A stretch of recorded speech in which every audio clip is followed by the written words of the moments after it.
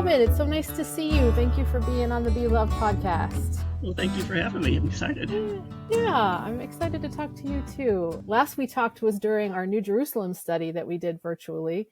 And while the topic is maybe coming at it from a different direction, in some ways there's some commonalities. You know, the New Jerusalem is this vision of like the purely loving community where everything we need is given and everything we have to offer is received. And so this podcast is just wanting to hear more about your kind of particular experience with love, kind of how love has called you in your life. And we can have this conversation in whichever frame of time you like, if you want to talk about some of your earlier experiences, or maybe just right now, kind of what's lighting you up and how love is moving. I wonder if you have a thought of where you'd like to begin. Well, I guess my first thought was the idea of love. And when I first started coming to our church, there was a woman at the time that was a member, and she loved love. And she was very open and clear. And I had never heard that phrase, loving love.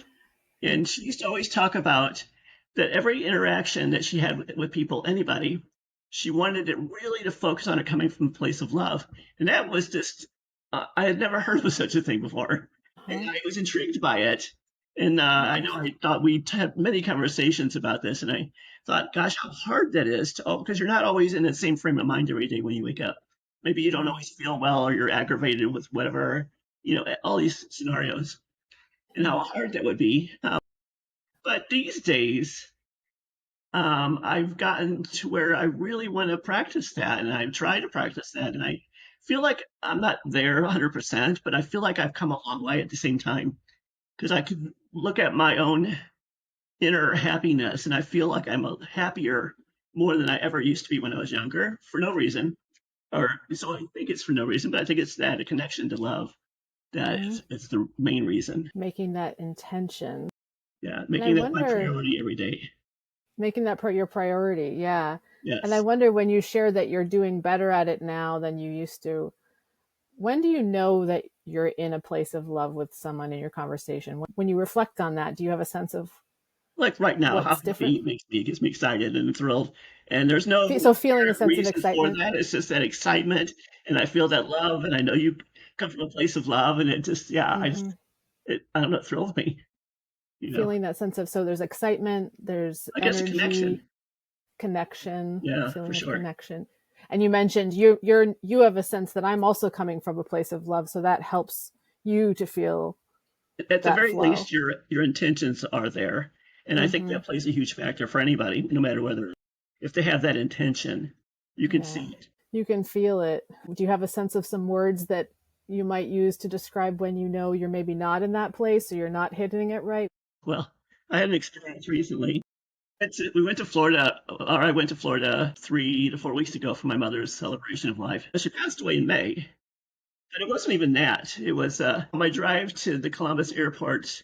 There was an accident that I was unaware of, stopped all traffic when I missed my flight. And then my car broke down in the middle of all this. So I'm on the highway and I'm not near any exits or anything. And I broke down. There's all this traffic because of the wreck. And so I spent the whole day literally out there in my car on the highway. I had one bottle of water. There was a heat advisory and there was no bathroom all day. And I was in touch with a tow truck guy, my insurance and all that all day. But I was in a really bad place during this whole thing. I had a meltdown. But when I finally got home and I had let my sister know that was going to pick me up at the airport in Florida, what had gone down, and she wanted to call me and try to get in the plane ticket that night. And I was not feeling it. I was feeling what they say, hangry. I was hungry. I was angry. I was hot. At this point, I didn't even care if I went to Florida, no matter what was the situation. And I knew I couldn't talk to her on the phone because I knew I would be really ugly. I could feel that so deeply, this ugliness, and my frustration and all that. And we were texting at the time. And I'm like, Sherry, I said, I cannot do this right now. I can't. I said, I need a cold shower. I need some water. I need some food. So she goes, we have to do it tonight to get you here tomorrow, because the next day was when we were going to bury her ashes. And I said, I need this time. And she said, how about an hour? So I said, okay, let's give me an hour and I will try to pull myself together. So yeah, I knew that I was not in a good place. I didn't want to lay that out on her on the phone, which is what would have happened because she didn't deserve that. So it worked out. Well, I mean, I would describe that as an incredible act of love that you were so loving to yourself to know I don't have the inner resources right now to be open to this next That thing. was And that, a God thing. I think God was doing it yeah, for me to, yeah, you need to yeah. chill out, Robin, before you talk to your sister. Well, it's a beautiful example. I think I know I sometimes fall into the trap of like, yes, I'm going to bring love into everything but then to realize that we we are full of all kinds of emotions, right? We are full of, just like you said, and these physical, when we're faced with challenges, or we're hungry or we're tired or we're hot, or all of these things can affect our ability to really be present. So to be able to draw the bound, to notice, Yeah. and then make a choice to draw a boundary. Were you a little more able to handle the conversation the hour later? Yeah, and I'm glad that I was able to do that, but I do the nonviolent communication. And that is actually a skill that they teach you. You can give yourself self empathy first before you do it for the other Yeah, person. Because if yeah, you're not in a good place, you're not going to give them real empathy. yeah. And you have to take care of you first. It's sort of like the airplane. They tell you to put the oxygen on yourself first and then do the next person. It's the same way with empathy. So I had the foresight to say, Sherry, I need time. And so it worked better when I did get down there to Florida for the weekend, and I had an opportunity to really thank her for all that she did to get me down there and all that stuff, and having enough patience to give me an hour. Hmm. Hmm. Yeah, to give you a break Yeah, and see that. yeah, And I can imagine the pressure of trying to get there, but then also dealing with that's a lot of. I often struggle. I think boundaries are one thing when there's like there's only one factor, but often there's like 12 different things going on, and so to sort of sort that out and yeah, yeah. be as loving and possible as possible in the midst of imperfect experiences. I think that's really where it's at. It's rare that it's just a easy black and white moment. That's a great example. I think looking back, Yeah, I don't know that I know I wasn't thinking love, but at the same time, I was trying to keep things in perspective as much as I was yeah, able to, yeah. and realizing Yeah, this was nobody's fault, and this was a chain of. I like the phrase that's on that movie, a series, the one though with Jim Carrey, a series of a series unfortunate of unfortunate experiences, events. something like that. Yeah, yeah, Yes, yes. Sometimes life is throwing us a series of unfortunate events. And actually, I think that's, this topic of love is expansive, obviously, right? I mean, I think we both come from a church perspective. So, unconditional love is sort of the aim, kind of the godlike love. yeah, And I think love kind of can be expressed on lots of different levels. There is like love happening when we're trying to like survive, like take care of ourselves. Like there yeah. is it's maybe it's a more earthly love, but there's sort of it's like I gotta take care of this. I gotta, make sure I'm safe, make sure my needs are met. And I think it's actually a really good topic for conversation, because when we're in that place, it's very hard to do that more expansive, unconditional love, because we need to meet our physical needs. And I think about that a lot with spirituality. I think there's like survival Yeah, needs, and yeah. then there's the thriving that we're kind of all aspiring to. And ideally when we're thriving, we're also surviving, but we can kind of Well, and fluctuate also if you between the really two. let the negativity overwhelm you or all the stress, Yeah, you don't make good choices. yeah, Just because it's the way yeah, you affects your brain and your yeah. thinking, you don't make good choices at all. There's in the NVC they have mascots. They have the jackal is a mascot for all the negative and the foul language of the ugly talk in your head. Hmm. And it's healthy to let the jackal have his say, his day, and you have to pull him in. And then the giraffe is the higher mascot, and it's because you want to rise above the situation. They're more peaceful and they can look down and be much more loving and see it from a different perspective. So I was thinking about that. I was thinking about my little tools and trying to. And I did have my jackal moment, just letting it out how I was feeling or how I was being affected by the scenario and bringing the giraffe into the picture. That's really helpful to have a It is visual helpful. image like that. So what drew you to NVC?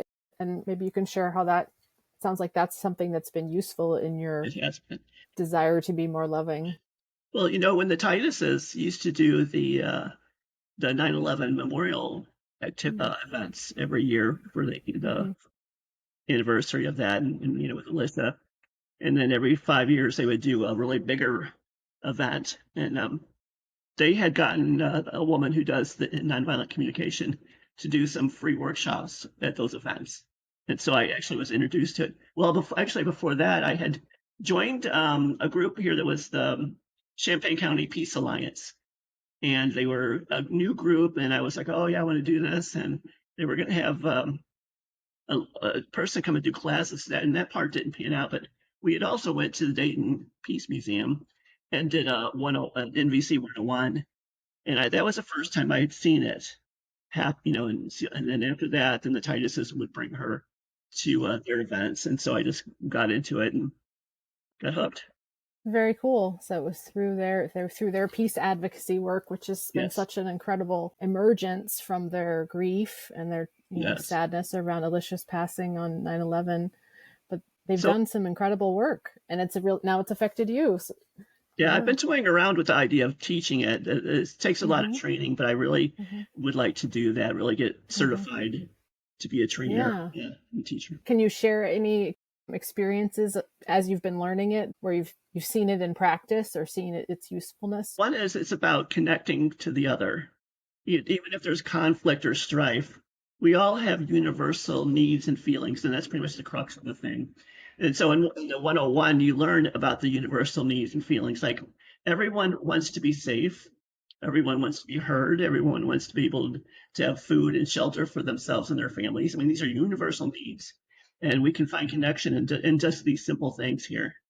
And so everything that is spoken or done from all of us comes from a place of either having our needs and feelings met or unmet. And then so then they teach us how to get to the underlying, is this person's needs being met or unmet? And then what are they? And how can we meet them? It's very powerful. And so you learn to give empathy for yourself and for others. It's Mm-hmm. been finding Mm-hmm. your own needs and feelings. So we do a lot of self work too, a lot of Mm-hmm. exercises. We meet Currently, we're meeting once a month. Before the pandemic, I think we met couple times a month in the group that I'm in here locally, and we would just practice on each other. Yeah.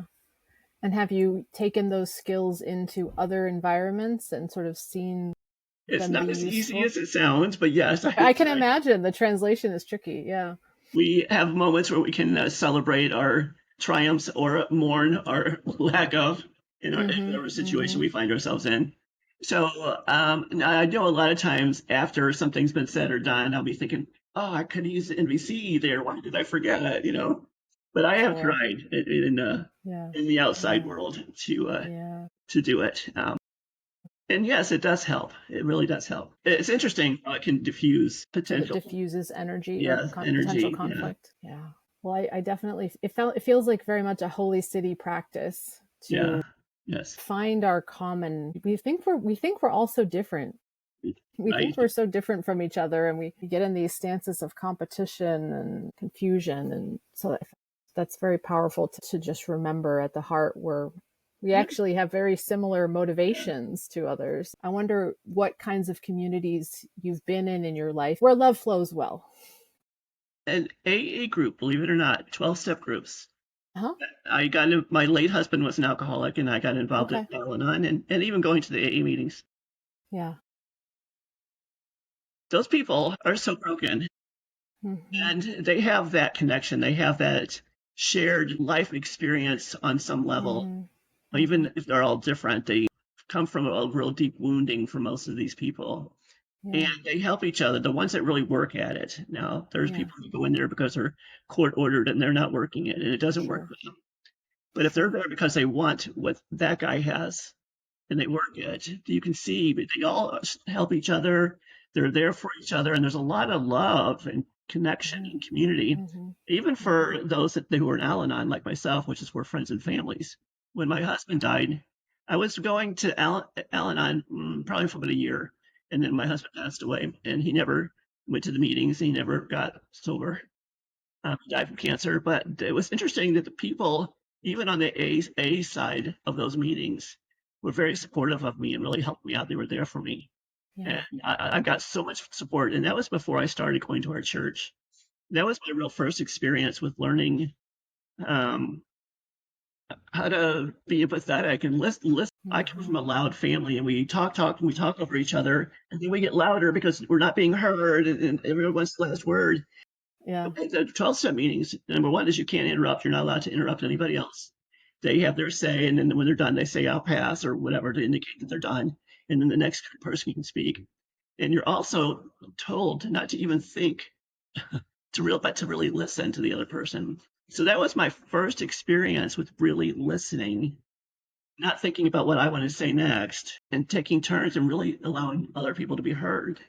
And I was like, wow, my family is not like that at all. We don't hear each other at all. There's such a lack of communication in my own family, which probably caused a lot of the strife. I had a Hmm. strained relationship with my mother most of my life. It was an eye opener for me just going there. And I remember I was at an AA meeting, and they're very huggy. And I was never like that. And well, of course, our church is very huggy too. And I would be Yeah. like the first one to dash out the door before they got to that point. And I was like, I had told them at the meeting one time that my family doesn't hug. They don't say I love you or anything. So they all in the meeting started saying, I love you, Robin, and hugging me. And it's like, I wasn't fishing for that, but it was just such a Uh-huh. different experience for me. Uh-huh. Uh-huh. So I've become more huggy, and I say I love you more, even to my own family, which was kind of interesting. It was a test, and now I I was just going to say, I was wondering with your early experiences and then going to AA, learning NVC, have you tried to bring any of that back to your family of origin? totally. I love it. Because I was in Ohio. I don't have family in Ohio. So it was always this phone communication with my family. And I started saying, I love you, Mom, or I love you to my sisters. And I would get giggles. I could hear giggles at the other end. It was like it almost embarrassed them. They didn't know what to say. But then they started Sure. responding in kind. And now it's like Oh, I've made it a habit to uh-huh. do that, to always say in our Wow. conversations with I love you, even if we're fighting. Because my sister Sherry and I kind of were at odds when my mother was in the dying process. Yeah. It was distress because we both had Yes. taken care of her for a while, and she had had some strokes and had a catheter and just had it was a lot of work. And so we were at odds, and I didn't want to leave with this between us because this was a significant time in my mother's life.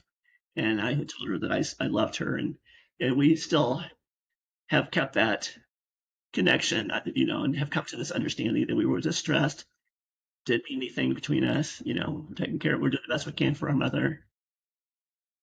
And then she was the one that was there to help me out when my car broke down on the highway. I missed my flight. Uh-huh. Sherry was the one that was there. So. So even though you started off life kind of having trouble with communication and having distance over time and through some change in yourself, there's actually been a shift. That's really hopeful. It doesn't always go that way. Sometimes we change and it can be impossible to shift the environments we come from, but it's good to know that's not always true. You're right, it's not. And when I was Yeah. younger, I thought I could fix everybody, which is part of being a codependent, Right. trying to fix everybody.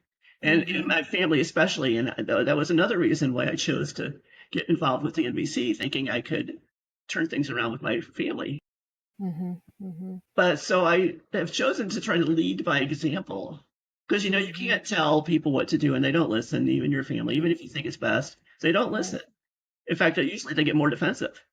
But so leading by example seems to work a little easier, slower, but I think Slower, but more effective. more effective. Yeah.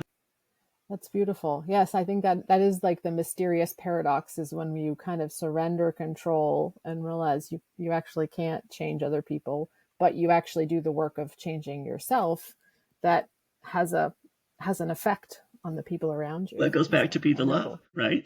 Be the love you would Exactly. see the Being world. That's what it is. right. It is what it's that changing of how you're perceiving the world on the outside. What's helped you change the most, you think, over the years, Robin? The communities, being in communities of people These who are communities. So this trying to do AA the same thing. community, and Yeah. then tell us about your entrance into the church community and how and its role Well, in your they were, like journey. I said, very huggy too. Okay. Actually, I found them through the AA meetings. Oh, you did? The Okay. the AA meeting, the one and only we had here in Urbana, was in the basement of our church, of all Oh, places. I didn't realize that of the Urbana Divine Church. providence in the works. It's a So I nice went to basement. pardon me? It's a nice basement. Yeah, it is very effective, very useful for the Yes. community. Yep. But when I was going to the meetings, they kept saying, you should go upstairs and look at the sanctuary. It's so beautiful. Hmm. But, Yeah. I was raised as a kid not to roam through people's homes. If you're a guest at somebody's home, you didn't go Sure, sure, snooping sure. around. You stayed where you were at, unless otherwise given permission. And that's how I Right. felt. It was after hours because they were in the evenings. And I thought it would be intrusive. So I wouldn't go up there, although they kept telling me to go up there. It was okay. It was about a year of me going to these meetings before I finally said, okay, I will go up. I'll go check And it out. I discovered the literature on the table by the front door. And I Hmm. grabbed some because I had been wanting to go to a church. I had thought about it for many years, but I just didn't pursue it really. I would go as if I was invited as a guest to different churches and hopped around, and I never, found that connection. So I took the literature home, and I was like, my God, there was such a church. I could really relate to this. I could get into this. Right. But, the summer, Uh-huh. and I didn't know they would close during the summer because, Bella and Betsy go to Canada and everybody else just took off.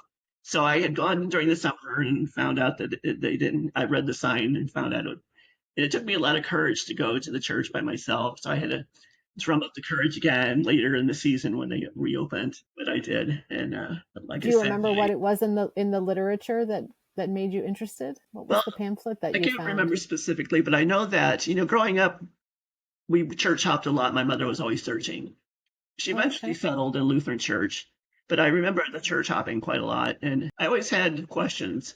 I always noticed the contradictions in the Bible. I had questions at these churches that I never got an answer that was satisfactory or an answer at all. I remember as a kid, we were going to some church, and I asked my mother if there was a devil for real, and she said, "I don't know. I don't know. Let's go ask the minister." So we did, and I asked the minister, and I remember him laughing and like, is she cute, kind of thing. I don't remember getting a real answer to that. That's a serious question. Yeah, That's I a thought it serious was. question. Yeah. And then I never could understand why God would make certain groups of people, and I'm talking like indigenous groups of Okay. people, the tribal, or just people that don't know about Christianity, and yet they're excluded from going to heaven, according to some folks. And I thought, well, how unfair is that to make these people in the world where they're never going to be exposed to it, and yet if they don't believe, they're not going? It didn't even make any sense to me at all.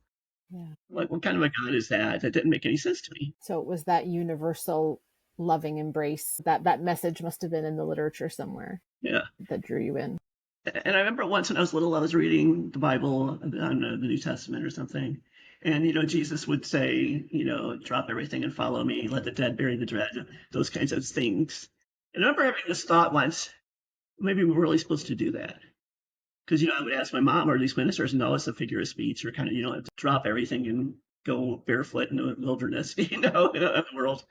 And I'm like, so I felt that those messages were saying something more, but I wasn't getting what the more was from anybody. And so the Swedenborgian perspective on the deeper inner sense of scripture Yes. kind of Yeah. finally answered that question for you. It totally resonated with me. And so this Urbana church, there was lots of hugging. There's a There still new is. sense Of of, course, I and there's like still a it. lot of hugging. This deeper connection to the Bible. What is it about the Urbana community? Coming to Urbana, because I'm a native of Missouri, actually, and I've moved Missouri. around a Oh, I lot. didn't know that. Yeah, so Okay. I have no family in Ohio. Yeah. But when I found our church, I felt like I had come home. And, I was been married twice. I was divorced the first time and widowed the second. And so I've moved around. We lived in Alabama and different parts of Ohio and Florida. And I never felt like I was really home. Once I left my family home that I grew up in, even though I was married and had families with these people, I never really deep down had that feeling I was ever home. I just felt almost like I was homeless. But when I found our church and really connected with it, I felt like I had actually come home. Being here in Urbana has been the first or the early time when I really pursued a spiritual journey with intention. So I've met my most significant spiritual mentors here in Urbana. And not just Betsy, but the other people, in the church that have played a big role in guiding me and introducing me to other thoughts or ideas Yeah. or practices or whatever. So you've made some real relationships through your connection to the church. Can you tell us a few about this? I mean, I know some of our listeners will know who Betsy Kaufman is and who some of these people are, but could you tell Well, us, and you don't even have to tell us specifically about these people, but I'm curious. I know one of my theories is definitely that this is how the real wisdom of the church is passed down has to be through embodied experience. It's through people who are sharing their experience. So I love hearing that there's been some real deep relationships. What have those relationships been like? just guiding me on this deeper level Yeah. spirituality, I guess. I had a sense that there was more, but it was that you have to. It takes time to really absorb those ideas. So when I had started going to our church, I went sporadically. It was right before Eric died, and then when he died, I quit going, and I can't explain that. It was just part of the grief process for me. But I had been going to Al-Anon also a year before he died, so I was doing both these things. And within the AA group, there were people that were doing an Emmaus walk. And it was mostly the AA people. And I would hear these really great things when somebody would come off of a walk. They would be like, I laughed and I cried. It was so wonderful. And oh my God, and I was like, they have so much more fun than we do. I thought it was I an want AA some of that. thing, but it wasn't an AA thing. Actually, the Methodist Church hosts it. So when I discovered that it wasn't an AA thing, it was just that a lot of AA people were doing it. I had asked a lady who was in AA if I could do it. She's like, yeah, you sure can. So she could sponsor me and had got me an application. And then Eric got sick and died, and it just kind of it disappeared. The application, I had it in the house, but it got buried in all the other Mm-hmm. stuff. And this was another significant piece of my spiritual journey. So maybe like a year or two, I was cleaning out a desk we had and it resurfaced. And I was like, oh, yeah. I was kind of ready again to really get involved in the church. And I had come back to the Swedenborgian church, the Urbana church, also probably around this time. So I filled the application out and sent it in. And I got called to be a pilgrim. And the lady that had given me the application sponsored me. And I had probably my first, I would say, significant spiritual experience, a really powerful for me on this walk. It's not a it's a you stay in the church for the weekend, so you're not really walking in the woods or anything like that, and you're cut off from all society for the whole weekend. No cell phone, no keys to your car, no nothing, which is very cool. And I had this really powerful experience. And then I was on fire. Then I went back to Urbana Church and told Betsy I wanted to get more involved in the church. And I was feeling something like a calling. And she's like, well, it's slowing me down. Mm-hmm. She said Mm-hmm. I could start helping her with the services, doing some of the readings and whatnot. And that's how that got started. Um, yeah. And so I volunteered in the Emmaus community for about 5 years after that with on the walks and doing, volunteer work and being involved. And they, of course, are by the Methodists. It's open to all denominations. However, there's a little bit of their services, a little bit different than ours. And I would just put my Swedenborgian bent on it to myself, and I was okay. Mm-hmm. Mm-hmm. There was a time when it got out of hand for me, and I did, and I quit doing what I was doing with them. I still think it's a Mm-hmm. really good program, but Mm-hmm. being on the board kind of busted my bubble a bit. There's different angles to religious Yeah. involvement, and being a part of like creating experiences can often be very different than being a part of the board dealing with the finances and legalities and all of those things. So Yeah. because of that, and I've heard, when George Stoll was still alive, I had taken a couple of his classes, and he was Mm-hmm. always talking about experiencing God. And so for Mm-hmm. me, I really like this idea, not just connecting with that love, but in addition to having some kind of an experience, being able to experience the divine in some fashion. Mm-hmm. So I always try to think about how can we do that.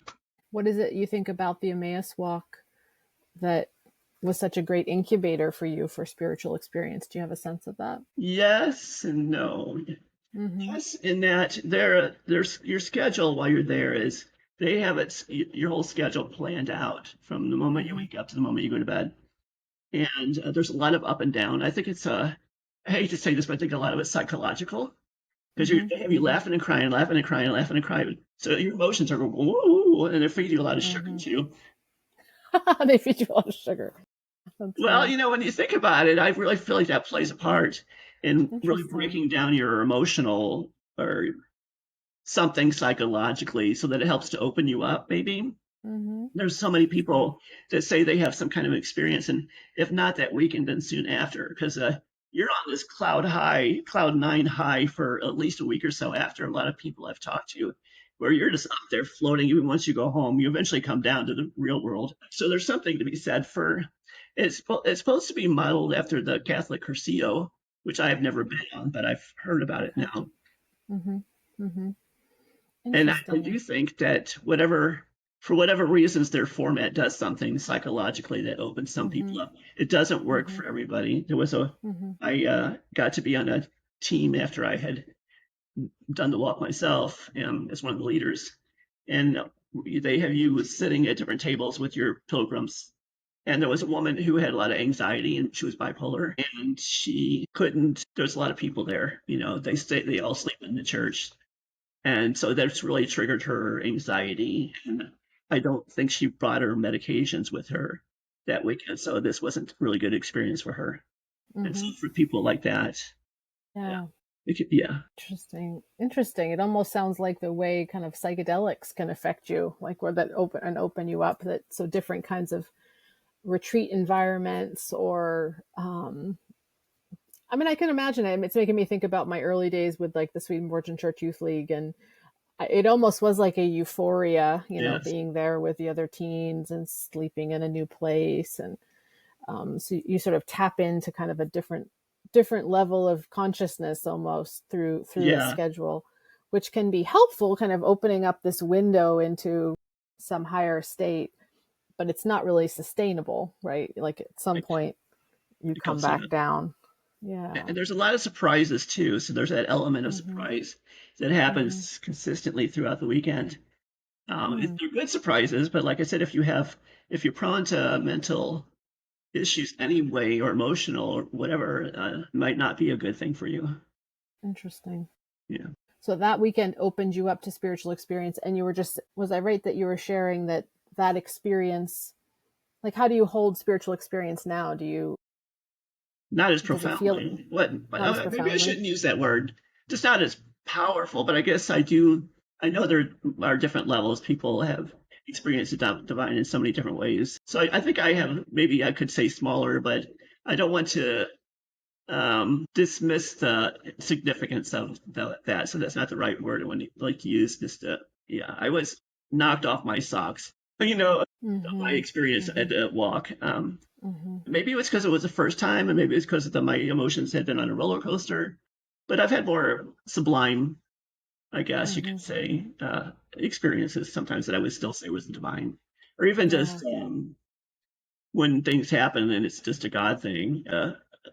Like I started a job years ago at a place with developmentally disabled, and when you get trained for there, you get trained in the laws and advocacy. And my early days, and my first days, and I was given a couple clients that I was in charge of. They wanted to keep them in this one room all day.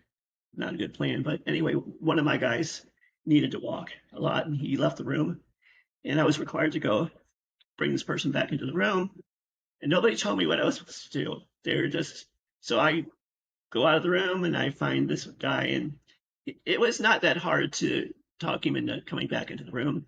But I walked back with him with my hand just on his shoulder like that. And when I got into the room, one of the other staff, a troublemaker, saw this and she laid into me and really literally came into my face with her finger and got down and was yelling at me, and I shouldn't have touched him that way. It was totally inappropriate. And she acted like I beat him up for something, which I did not.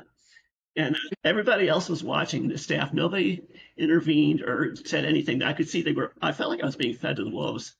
And I Yeah. was sitting down. Part of me is like I had the good devil and the angel. Because like one was going, oh, and the other one. Mm-hmm. And this was a God thing. But what I did was I opened my mouth and I said, thank you. And I said, I didn't know how to handle that. I have to tell you, that was the God moment there. Because that is not what I was thinking in my head. I was not thinking that at all. And I realized that I did not say that, even though it came out of my mouth. But the interesting thing was, she goes from this to to that just instantly, and I was like, wow. I really was thinking, oh my God, wow, did that work? And Hmm. she understood that I did not know how to handle this. And the reason you weren't allowed to touch somebody like that is because it could be considered a restraint, which was an Sure. illegal move. And even though it was not a restraint. So she actually, after that day, gave me tips on how to handle certain situations in a very nice way.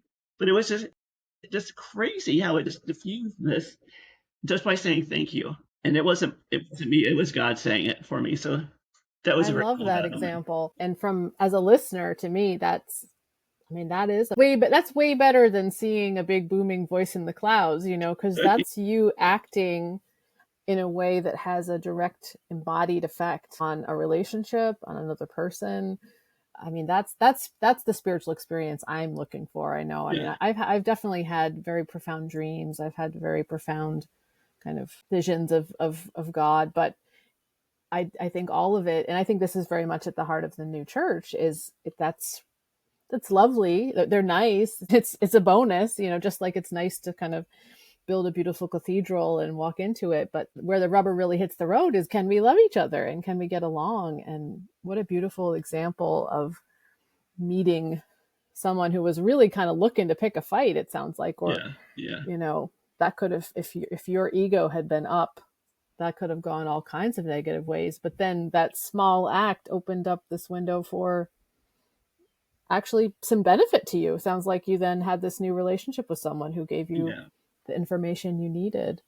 So yeah, so Well, in all, I swear that the three most significant things for me was the 12-step meetings because I yep, learned so much. And yep, they teach you about having a higher power to your yes. understanding, that listening to that still small voice, God and stuff, and then of course nonviolent communication and our church. And then the Swedenborgian Church. Yeah, So for AA, it was, I hear you sharing the knowledge of a higher power. Also, it sounds like the model of listening, really listening. taking time to hear each other. And then with nonviolent communication, new ways of understanding universal needs, that we all are not so different from each other and we come from those universal needs. And then you mentioned the Swedenborgian Church, the kind of universal salvation. Are there other aspects of the Swedenborgian Church that have been really important to you in terms of ideas or understanding? The fact that we are so open to other Mm-hmm. faith traditions and other ways of Mm-hmm. navigating life Mm-hmm. Mm-hmm. and others in the world. Yeah. It's Yeah. not just one way, or Right. It's not just one way. And we're not here in competition, which no, the interaction you shared from your work sounds like that's one of those. Can we just hear each other and just say thank you? yes, Just say thank you instead of. So it sounds like you, in that experience you shared, you felt like it was God speaking through you. yeah. Have you been able to do it since? Like, have you had to deal with those kinds of experiences again Oh, since? I think maybe I don't can't Yeah. think specifically at the moment. Yeah. Yeah. Have you? I don't know that I've ever, I certainly have been in those situations where I feel attacked. And it's interesting. There's just been a situation I've been reflecting on lately where I think I just freeze. So Freeze. I don't think had the wherewithal to say thank you like that. I can feel how that was like if, like, I don't know that our egos could say thank you, but God can say thank you. I think I tend to, I have been in those situations and I have just frozen. That feels like a whole other step that you got to be able to, in the moment. In the moment. But I'll be reflecting on this after our conversation. If I get frozen in that kind of experience again, can I say thank you and not be in anger? It's very powerful. I did think of another scenario, but Mm-hmm. so Al at our church, Al Cowan, does Okay. the Course of Miracles, and we actually are starting up a study group of the Course of Miracles. So I'm Nice. familiar with that. But he likes Yeah. a prayer that he gets from that, and he was telling me about it in the past. And its prayer is just help me to see things differently. if you're in a conflict with someone. And I was in a conflict with someone, a woman that I had used to work for at an antique store. And I just got there to open the store and she was mad at me. It was unfounded, but she was yelling at me as I was walking across the store. The store wasn't open yet. I got there to open. And she was mad and told me I could go home and she would open the store. And she had just had knee replacement surgery. And I could see her dragging her leg because she was in pain and she wasn't ready to be working in the store. We both knew it. And I knew that she was being a brat, is how I perceived it. I didn't say that. But I didn't say anything because I had this like the devil and the angel on my shoulders, both feeling different. So I just chose not to say anything. And I'm walking across the floor, trying to turn all the lights on, and she's following me. And finally, I just said, Dina, you don't have to do that. And then I walked away and went down it was a 2-floor building. I went on downstairs. She didn't follow. And I turned the lights on, and then I didn't know what to do. I thought, should I go home? Is she really gonna fire me, or what's gonna happen? So I said that prayer that Al told me. I just said, dear Lord, please help me to see the situation differently. I said also, please help both of us to see this situation differently. Just a few minutes. And then she comes down the stairs and apologized. And I was like, this is so awesome. I love this. So it's amazing when you Yeah. really just give it up to God, Yeah. just Yeah. trust Yeah. that how things just turn out. And that's been my experience a lot of times since I've been here at our church. Mm-hmm. That Mm-hmm. give it a Yeah. shot, give it to God, just trust. The trusting is And the just hardest part because I can it's the easily give hardest it to part. God and then take it back right back again. My problems. I do that a lot. Well, it's so interesting to me. So um I went to Urbana University, and probably one of my most profound spiritual experiences happened while I was there. Really, it was a simple experience, but it was me kind of walking to campus, and it was just a beautiful night. And I can still picture in my mind like the way the sky looked and the way the trees looked and the birds and just exactly what was happening. And it was very much about divine providence, and I had been learning about it. I had been doing a correspondence course with Ted Klein at the Swedenborg School of Religion, and it's the thing is, the idea of divine providence, if you take it seriously, it challenges just about everything our little egos want to believe, right? I mean, it takes away. I mean, it really is challenging us to see every moment as sacred, as divine, and as something to feel gratitude for. Like you were able to say to that woman, to be able to say thank you, and it really it twists around, I think, the way we so often perceive the world. So that idea of like looking at things differently that feels like a very important way to be able to open to the flow of love, because love is flowing, right? If divine providence is happening, love is always flowing. And if we're not feeling it, we're just, we're tapped into it or looking at it from a perspective that's a little bit skewed. Yeah. But if we can just shift, you just never know what's possible.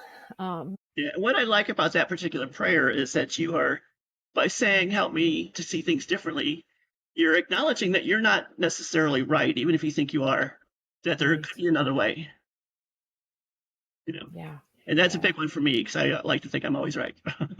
I'm pretty sure everybody does. I think that's another universal My- thing. We all want to think we're right. And I think the more you kind of go along in this journey, it's like we're only seeing through this little tiny hole of perspective, based on our own experiences and conditioning. But there's so much more going on. yeah.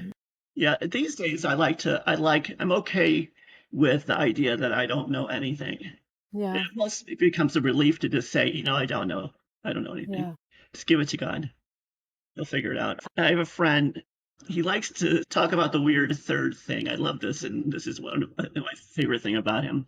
When I'm struggling with anything, and you think you have a solution, maybe a plan B backup solution, and sometimes stuff comes from out of thin air. He talks about the weird Yeah. third thing that you don't expect, Yeah. and he talks about it coming from God. And if we trust that God has our back, He'll take care of things. We don't need to know where it comes from or how it's going to come or how it's going to happen.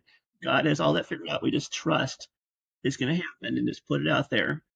And I find that works a lot for me too, and it works for him. And it's just great that he's like really supportive. He's my coach when I'm having a Sure. rough time. He comes here and he supports me, Nice. emotional support Nice. coach. Yeah. Yeah. No, I think that's a very powerful perspective, the third thing. I mean, and I think, we maybe have an idea of what it is to be a Swedenborgian, and we have a certain set of beliefs. And we're kind of following this mysterious path of the new church that Swedenborg tells us about, that is all about something new breaking in, and newness is the ultimate unknown, right?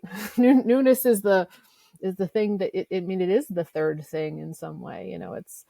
It's something that is emerging between these ideas about what it's supposed to be. And yeah, It's I'm the learning to get mystery. more comfortable with the unknown. But I have the same. I think we all maybe have this, like, the part of us that's ready to venture into the unknown, and then there's the part of us that wants to be right. And, All the answers, yes, that wants to or at know the least know all the answers. answers.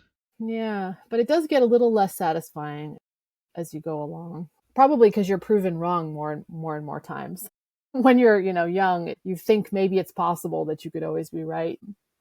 Yeah, I'm getting more comfortable with the mystery of it all too. I think Yeah, I'm getting more yeah, okay with that yeah, because it really yeah, lessens the stress load. yeah, If you can just be okay with whatever you have in plan, God, yeah, I can yeah, handle them okay. yeah. I've made it this far and everything's been okay. Well, and I think sharing that description of wanting to, I do think on some level every human wants to believe they're right, right? Because I mean, why would you want to believe you're wrong? Like, it's much better to be right than to be wrong, right? You Yeah. want to think that your perspective is accurate.